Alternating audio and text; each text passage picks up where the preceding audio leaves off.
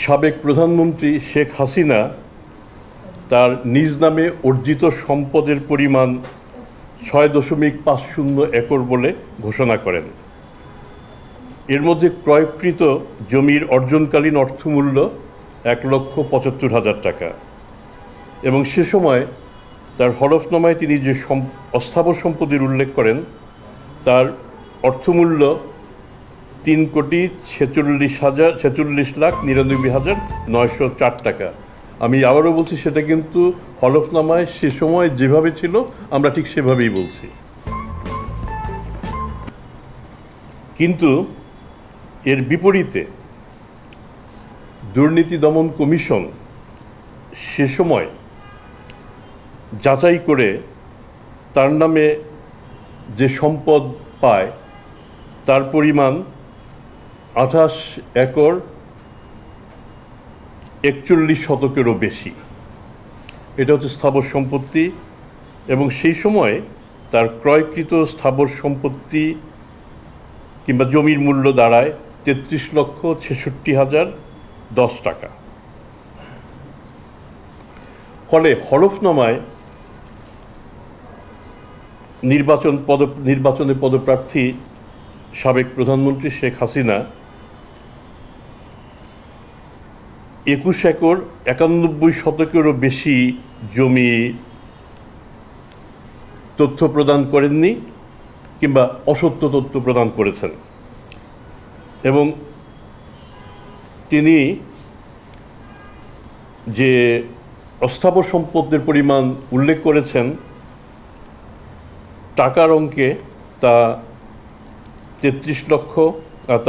৫,১৮,১০,১৫৪ টাকা। আমরা যদি হলফনামায় প্রদত্ত তথ্য এবং দুদকের প্রাপ্ত তথ্য এই দুইটা বিশ্লেষণ করি তাহলে দেখা যায় আমরা অনুসন্ধান অনেকগুলি নিয়ে শুরু করেছি। আস্তে আস্তে আপনারা জানতে পারবেন কেমন অনেকগুলি নিয়ে আমরা কাজ শুরু করেছি। আমার মনে হয়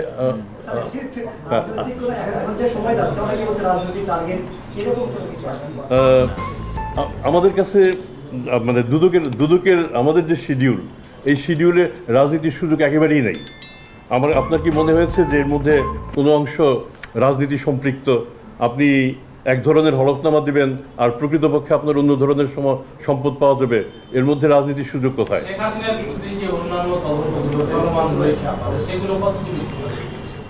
আমাদের শেখ হাসিনার বিরুদ্ধে আমাদের মূলত রাজুকের প্লট, এর মধ্যে তো মামলা হয়ে গেছে ৩টা, আপনারা জানেন। আরও অনুসন্ধান পর্যায়ে আছে, আগাচ্ছে। আমরা আমাদের মতো করে আমাদের সীমিত সম্পদ, সীমিত লজিস্টিক, সীমিত তদন্তকারী কর্মকর্তা, এর মধ্যে যতদূর সম্ভব আমরা এগিয়ে যাচ্ছি। কিন্তু আমরা চেষ্টা করছি যাতে এককভাবে কাউকে, যাতে আপনাদের কাছে এটা মনে না হয় যে কোনো রাজনীতির পেছনে কাজ করছে। আমরা আমাদের মতো করে কাজ এগিয়ে যাচ্ছি। আপনার কথা শুরু করে একটু বলি, স্যার সবসময় দুদক একটা জনশ্রুতি রয়েছে, এটা হচ্ছে দুদক রাজনৈতিকভাবে ব্যবহৃত। এর আগেও অনেকভাবে বলেছে। এখন কি সেই জায়গা থেকে উত্তরণ? প্রথমত আপনাকে ধন্যবাদ, কারণ দুদকের সাথে আমার সম্পৃক্ততা অল্প দিনের। আমি গত ডিসেম্বরে জয়েন করেছি, তার মানে এখনো ৬ মাস হয়নি।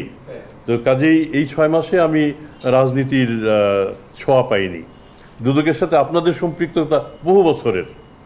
যদি কমিশন হিসেব করি তাহলে ২০০৪ থেকে, আর যদি ব্যুরো হিসেব করি তাহলে আরও অনেক আগে থেকে। তো কাজেই দুদকের কার্যক্রম সম্পর্কে আমাদের চেয়ে আপনারা অনেক বেশি অবহিত। আমি এখনও যেটা মনে করি, যে কোনো অবস্থায় যেহেতু আমাদের কাজকর্ম কাগজপত্র ভিত্তিক, তো সেখানে আপনার রাজনীতি ঢোকার সুযোগ খুব কম। আমরা চেষ্টা করব যাতে রাজনীতি এর মধ্যে প্রবেশ